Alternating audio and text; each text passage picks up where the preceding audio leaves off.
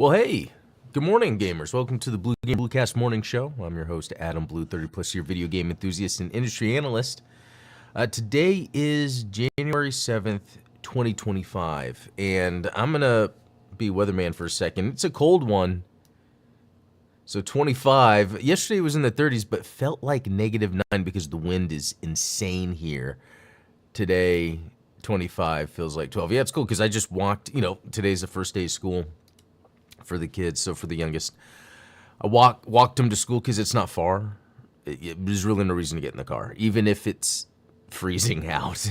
So yeah, we walked over there, cold, super cold. Yeah, but hey, it's cool. It's this time of year, Although he was even saying this when we were walking, my youngest.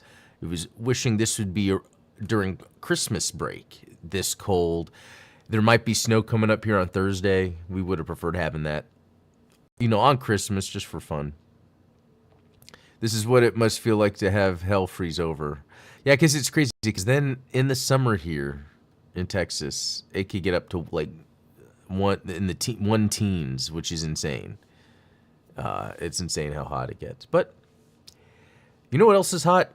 A PC. I was trying to segue this into video game stuff, but oh well. Yeah, let's talk about our games, shall we? You know what? I didn't do much gaming, and I don't know if there's much gaming news to talk about. We'll see. Let's do my little screen share here on Exophase. At least it's not 2021. Was that the year of the Great Freeze or something? Because I know we still have some plants that, trees that died from the freeze, and they're still in the ground. We got to get them out. It's pretty crazy. Okay. So all I did yesterday was place a little bit more Godzilla on the PS4, PS5, the Portal. I didn't really play too much games yesterday. One interesting thing though on the Portal that I don't think I brought up yesterday is so Sony just recently released their game streaming service, or cloud streaming service. The idea that you can stream from the cloud, not necessarily from the PlayStation 5 itself, which is, I think, the biggest feature. I haven't tried it because it requires PlayStation Premium, and I don't know if I'm really wanting to sign up for another service. There's some interesting games on there that I haven't played in a while. It's not as interesting as a lineup as like Xbox, right? I think on Xbox Game Pass, there's a lot of small games, but then there's a lot of good games. Whereas on the premium, the PlayStation Premium so far, like nothing really got my attention. And I guess maybe some of them I already own, and maybe that's the big deal. Like Ghost of Tsushima, that's a big deal, but I own it. Spider-Man 2, but I own it. Miles Morales, Ratchet and Clank, all those. Since I have them. Although, I do want to try the cloud streaming. That's the one thing. Maybe I should pay to try it out, because then when you turn on the Portal, you have an option, and you have to enable this. But the option is connect to a PS5 or go to cloud streaming. And when you go to cloud streaming, it just opens up this library of games. Now, yeah, I would go and launch, and it says you need to upgrade to premium. But I might do that. I might want to try that out, because I sort of came to a revelation, and maybe I realized this. I talked about it a little bit yesterday, but I got the ROG Ally in 2023, and that sort of changed my perception on everything. Even though with the Switch, I love the portability of that, the Wii U, PlayStation Vita, doing the remote play. But with the ROG Ally, it's like, okay, my entire PC gaming collection is right here. Even though playing newer games, it's possible, but you can't get the fidelity you really want out of it. And I've noticed this. I played all through Hitman 2 and 3 on the Stadia, and it was perfect. And that's when I realized, okay, this cloud streaming technology can work. It's just with PS Remote Play, it was never PC would be pretty good if I had my PC wired in, with my PS5 wired in. Remote plays good, but if I wanted to really be remote with it, like on the ROG Ally, or I've used it on the Vita before, back when I had the Vita. Okay, what are some other? Yeah, like the phone. It was. I just couldn't depend on it, and that is what I was thinking about with this PS Portal, because as cool as it is, I haven't experienced PlayStation Remote Play working like I would want to. And I hate to say perfect, but you kind of want that when you're playing a video game, when you're really counting frames in terms of counting on the game being smooth. But,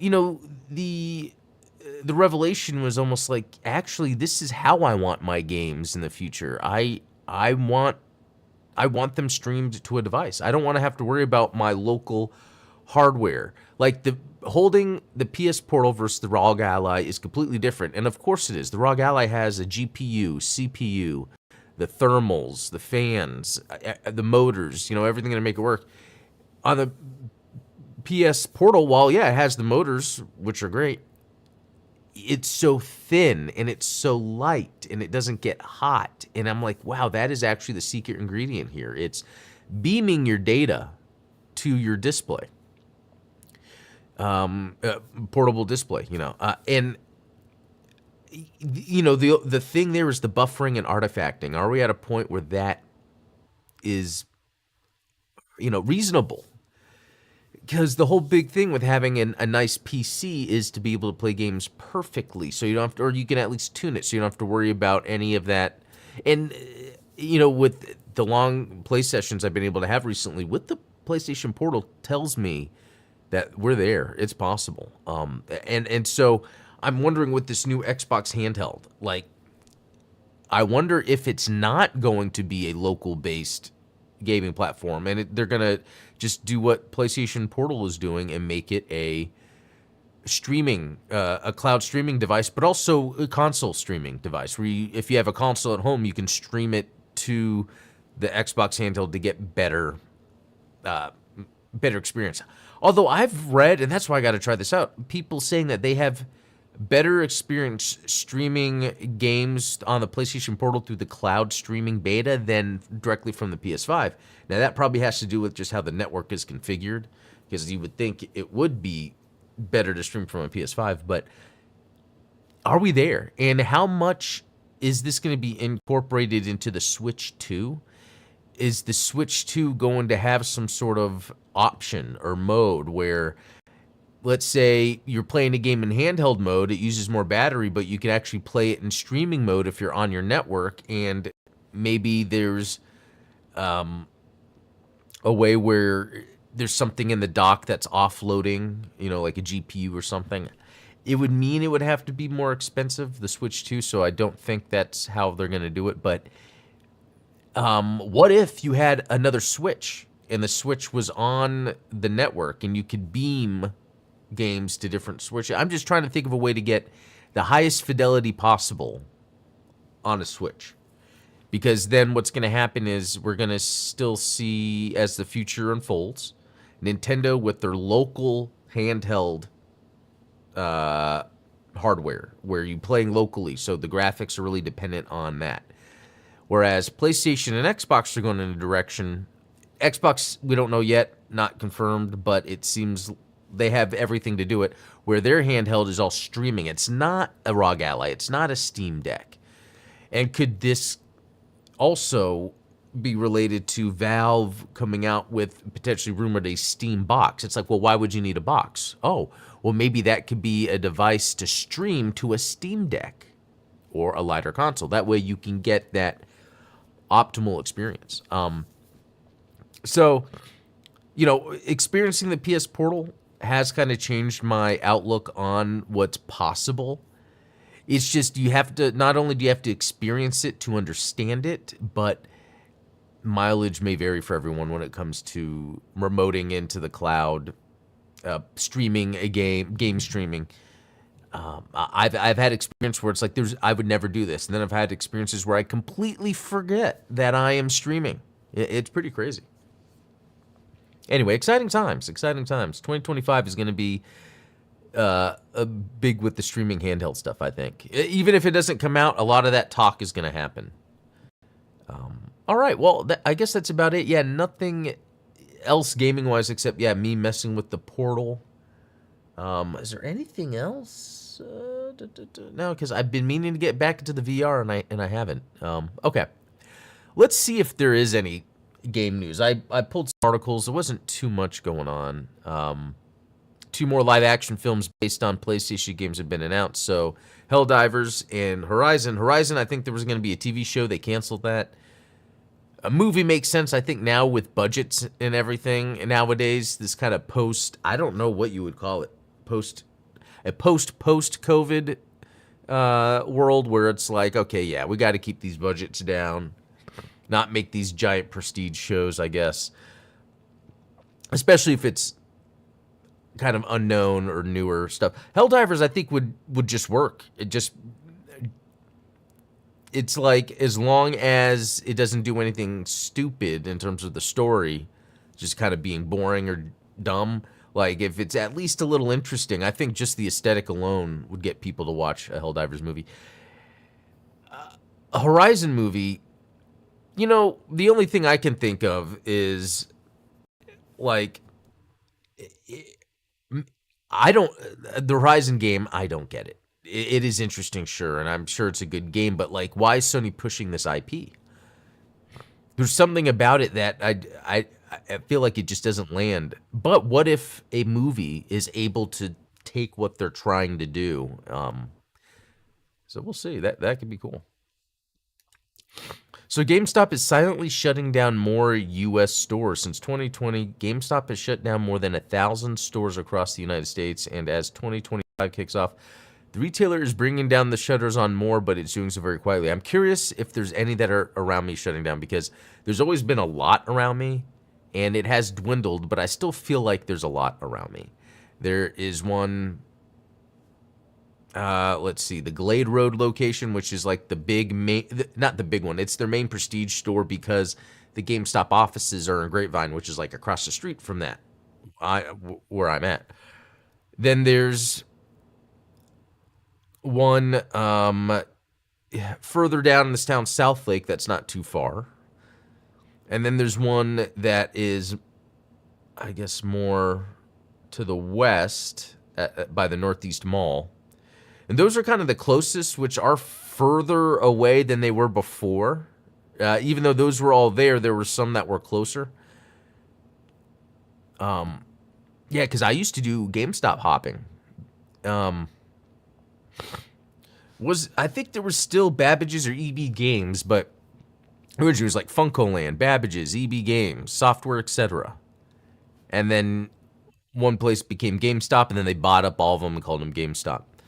But I remember the times when this was, yeah, some was while I was still living with my parents.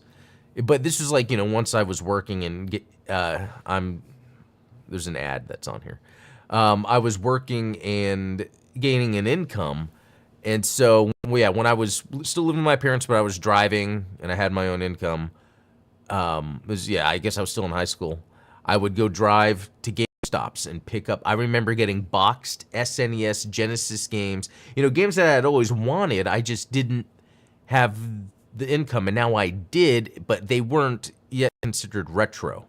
You know, this was when they were trying to get rid of the SNES and Genesis games, NES games. They were just trying to get rid of them, and I'd go in and for $5, a few dollars, I was getting. That's how I primarily built up my library.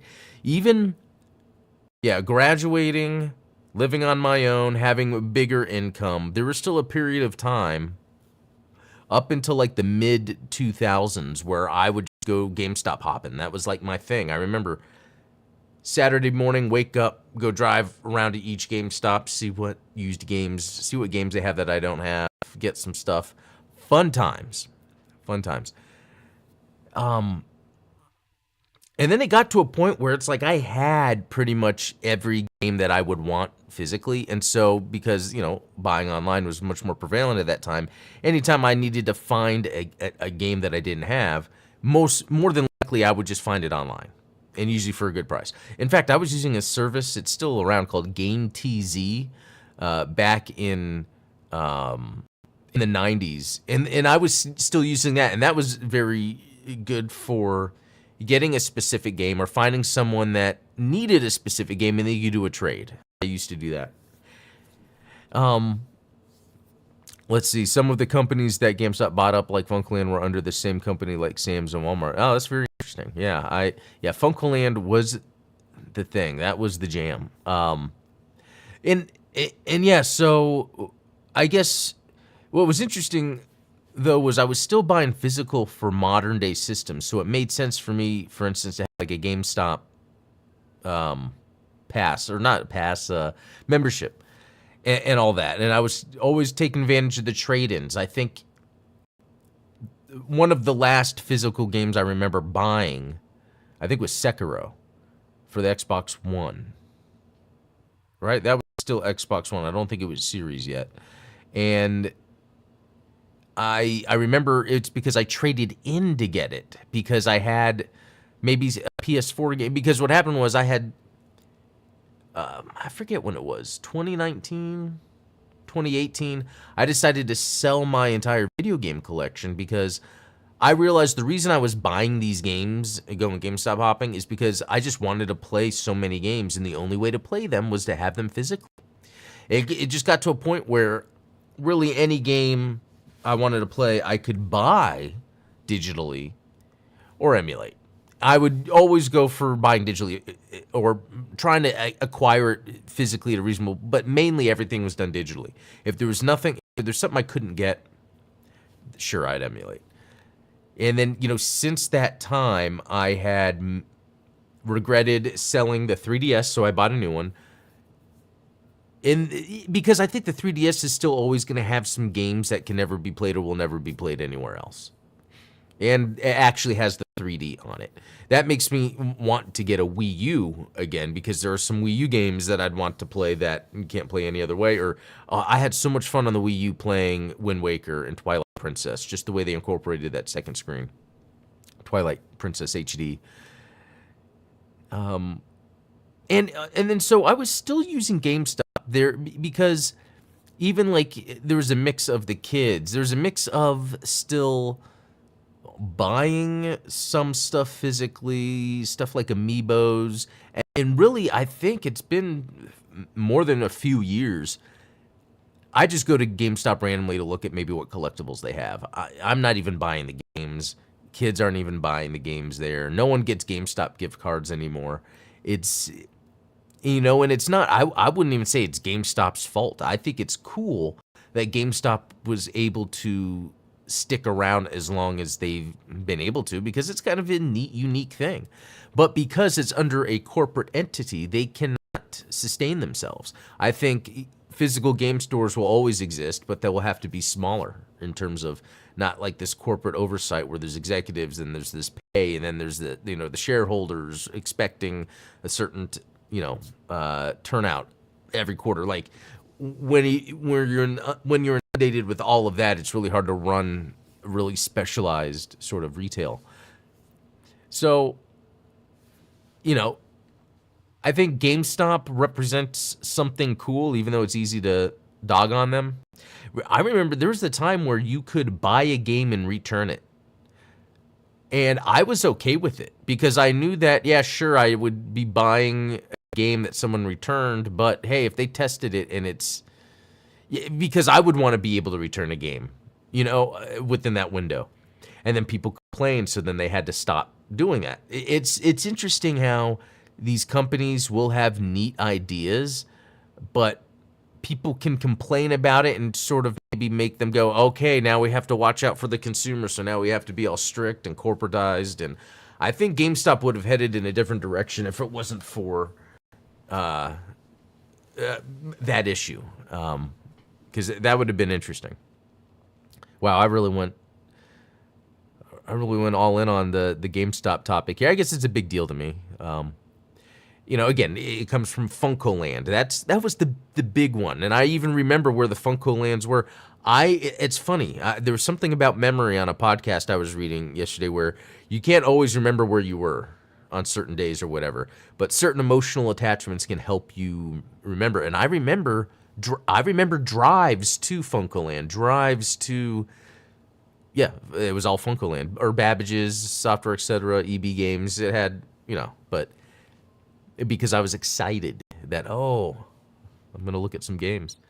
In December, GameStop shut down 300 stores across North America. It also brought down Game Informer after 30 years of publication, much to the dismay of fans and followers worldwide. The corporation was unabashed by the outrage that surfaced following that move, and the company went as far as delete. Okay, well, okay. I thought they were going to get into maybe specific things being closed.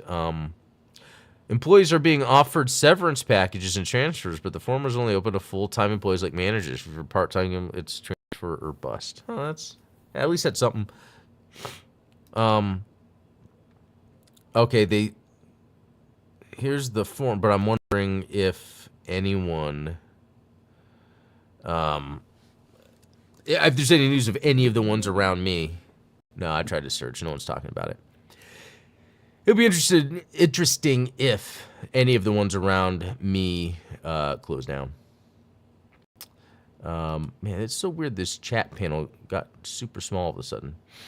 A lot of people do buy online these days. Yeah, that's not only that, but younger generations aren't even buying physical games, new games. Usually it's digital, like my kids. They get digital stuff for games that already, exist. So it is completely different.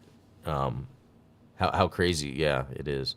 And I remember going back, I forget, I remember in the 90s, late 90s, maybe 2000, it would have been 2000, buying a used 32X off the internet, and that was the first thing I think I bought like that off the internet, because I had sold, in 96, I'd sold my entire video game collection to a friend, so I could pay for an N64, and my entire video game collection was a SNES, Genesis, 32X games, so I could get an N64, and I missed that stuff. So yeah, 99, I was working, I guess I had enough money, found one online, which was interesting. It was new in box. It was interesting.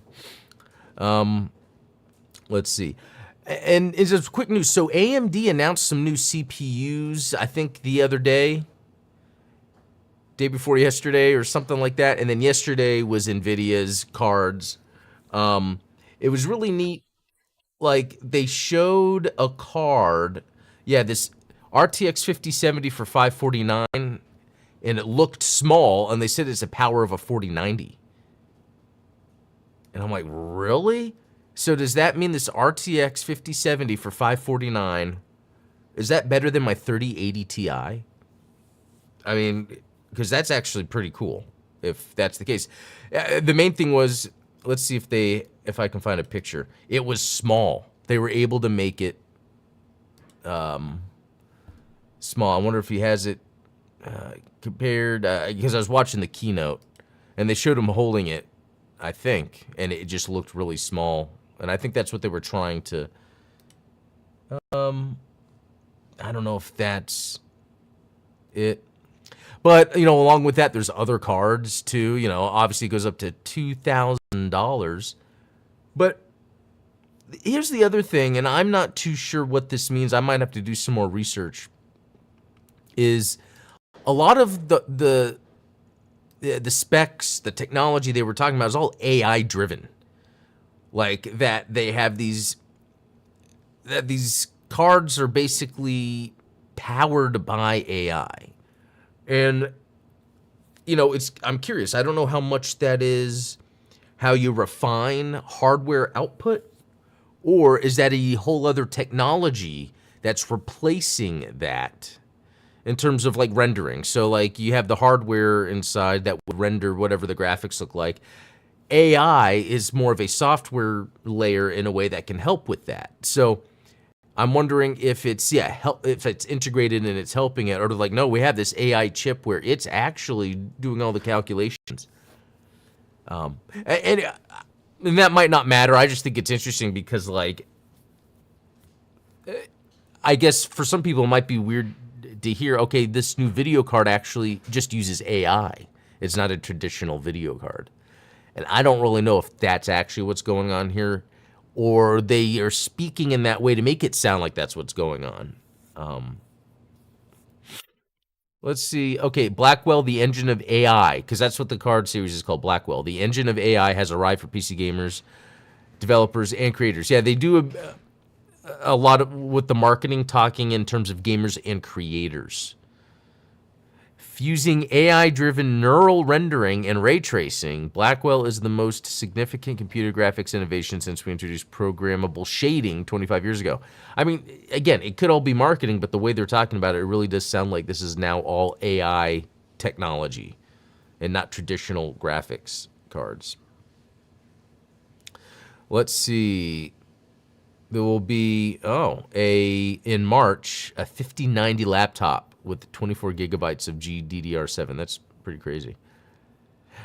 Honestly, the thing that sounded most exciting to me was a $500, nearly $600 car, $550, that is smaller.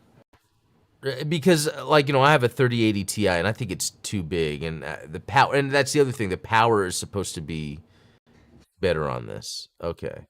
Now, here's a take where someone just says, is really bad.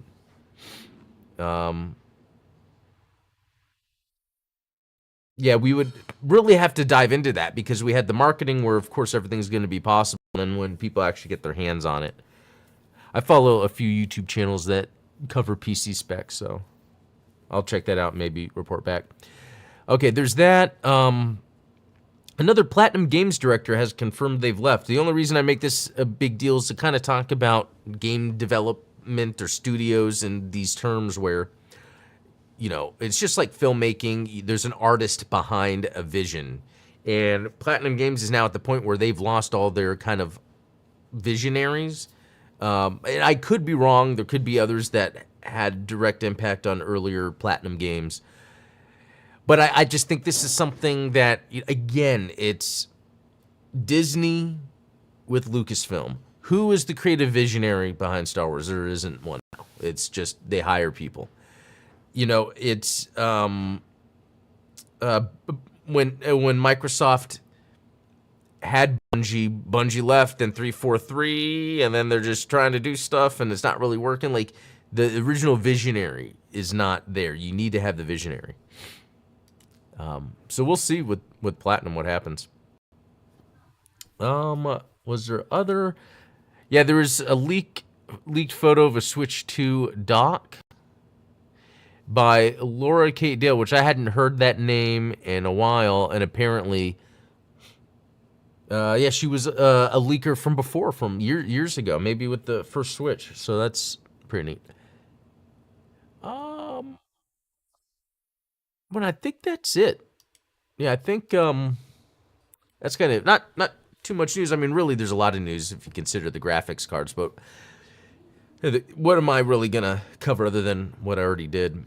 That would be a completely different show if I got into that stuff. But no, I like to get into the technical aspects, but I usually don't do the deep dives as good as like Digital Foundry or what is it like Gamers Nexus. Jay's 2 cents. Those are some that I follow for kind of get an understanding of new PC hardware.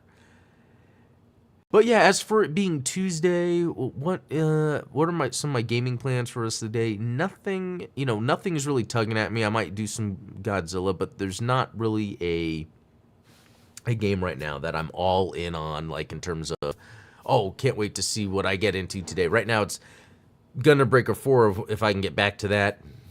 Godzilla. We'll see what else happens. So I'm gonna head out. Thanks for watching. Have a good rest of the day, and we'll talk later.